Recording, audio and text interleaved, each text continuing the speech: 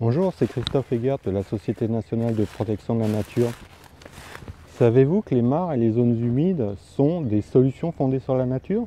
Alors, que sont les solutions fondées sur la nature? Eh bien, ce sont, d'après la définition de l'Union internationale de conservation de la nature, ce sont des actions visant à protéger, à gérer de manière durable, à restaurer des écosystèmes naturels et modifiés pour relever directement les défis de société de manière efficace et adaptative, tout en assurant le bien-être humain et en produisant des bénéfices pour la biodiversité. Ouf! Mais de quels défis s'agit-il?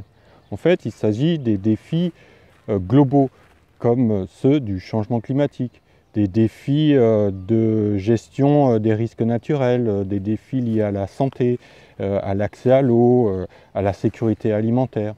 Alors, dans quelle mesure les mares et les zones humides sont des solutions fondées sur la nature? Eh bien, elles le sont à différents titres. Concernant le changement climatique, savez-vous que l'ensemble des mares de fermes du monde stockent plus de carbone organique que l'ensemble des océans et mers du monde? Pourquoi? Parce que les mares sont en général bien plus chaudes que les océans et beaucoup plus riches. Donc l'activité biologique y est nettement plus importante.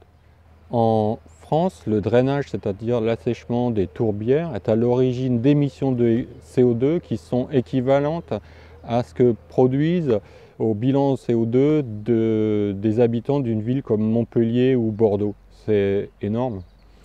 Alors que quand une tourbière est restaurée, elle capte du carbone. Et d'ailleurs, elle capte du carbone de façon assez efficace. Une tourbière de 30 cm d'épaisseur stocke plus de carbone annuellement par unité de surface qu'une forêt primaire.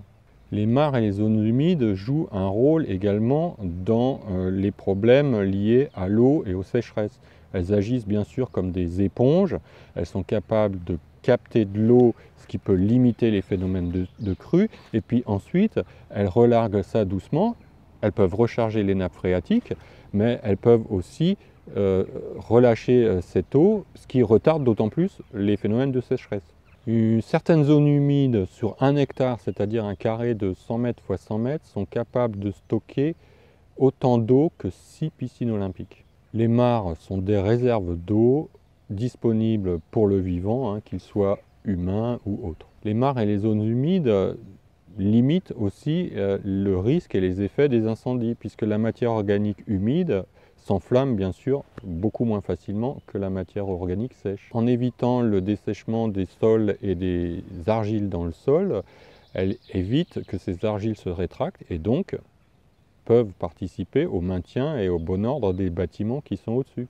Alors concernant les mares, la santé et le bien-être, des études ont montré que là où il y avait des espaces bleus, c'est-à-dire des mares, des rivières, des étangs, en fait les habitants et les riverains se sentaient mieux, étaient plus satisfaits de leur vie, étaient plus heureux, étaient moins stressés, étaient plus actifs physiquement, avaient plus d'interactions sociales, étaient moins en détresse psychologique que les autres.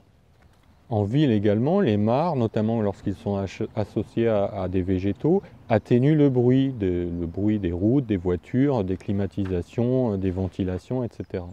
Également, les mares participent à créer des îlots de fraîcheur. C'est-à-dire qu'on a remarqué qu'autour de plans d'eau et de mares en ville, la température pouvait être de 5 à 10 degrés moindre, notamment lors des canicules, que dans les centres-villes bétonnés. C'est quand même appréciable en période de canicule. Les mares servent aussi en fait à la production alimentaire. On les utilise par exemple comme mares d'élevage, ça sert également pour le gibier, toute la faune. Et même les abeilles mellifères viennent en nombre s'y nourrir et s'y abreuver. Ce qui est intéressant aussi, c'est que les mares et les zones humides offrent ces services et en plus, elles peuvent les cumuler. Une mare peut être une mare abreuvoir, elle peut participer à l'épuration de l'eau, elle peut participer au maintien et au développement d'une biodiversité intéressante, elles peuvent créer des îlots de fraîcheur et elles peuvent également être des zones refuges et elles peuvent en plus apporter un certain bien-être aux riverains. Donc en conclusion, maintenir des mares nombreuses et en bon état écologique, c'est s'offrir des solutions fondées sur la nature à moindre coût et en plus de préserver bien sûr la biodiversité spécifique de ces mares qui sont des écosystèmes formidables.